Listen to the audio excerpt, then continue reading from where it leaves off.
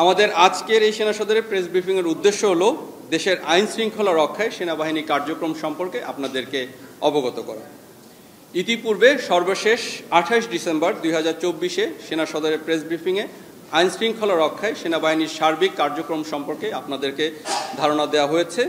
আমি এখন গত 28 ডিসেম্বর 2024 থেকে গত 16 ফেব্রুয়ারি 2025 পর্যন্ত বিগত 50 দিনের সেনাবাহিনী কার্যক্রমের পরিসংখ্যান তুলে ধরছি।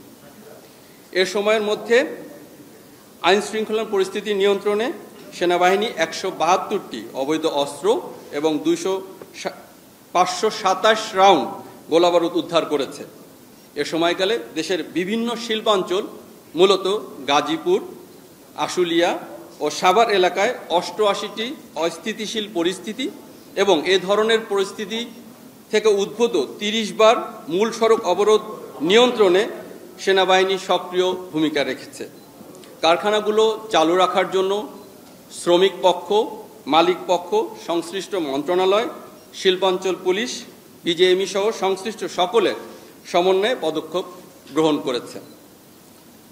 ফলশ্রুতিতে বর্তমানে 2097টি গার্মেন্টস কারখানার মধ্যে গুটি কয়েক কারখানা যেমন বেক্সিমকো গ্রুপ, সাউদার্ন লিমিটেড, স্বাধীন গার্মেন্টস এবং সেলফ ইনোভেশন ফ্যাশন লিমিটেড ব্যতীত বাকি সকল কারখানায় চালু রয়েছে।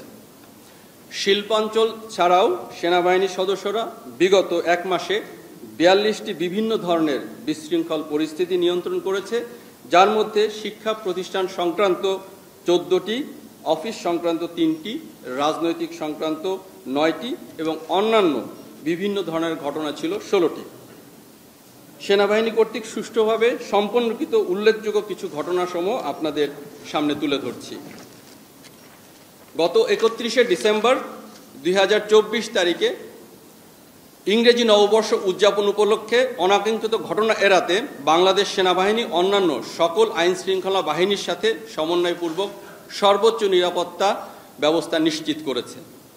গত 17 জানুয়ারি 2025 তারিখ রাজধানীর হাজারীবাগে অবস্থিত ফোনিক্স লেদার কমপ্লেক্সে সংঘটিত অগ্নি দুর্ঘটনা নিয়ন্ত্রণে ফায়ার সার্ভিসকে সর্বাত্মক সহযোগিতা প্রদান করেছে।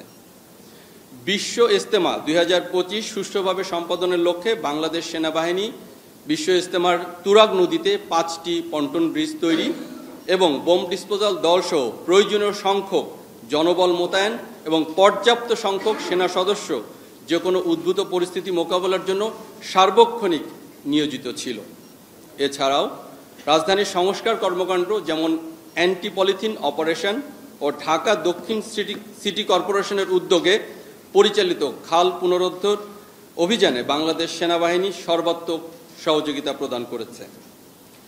বিগত 50 দিনে অভিযানে 334 জন মাদক ব্যবসায়ী এবং মাদকের সাথে সংশ্লিষ্ট ব্যক্তিকে গ্রেপ্তার করা হয়েছে এবং উল্লেখযোগ্য পরিমাণ অবৈধ মাদকদ্রব্য যেমন ইয়াবা, ফেন্সিডিল সহ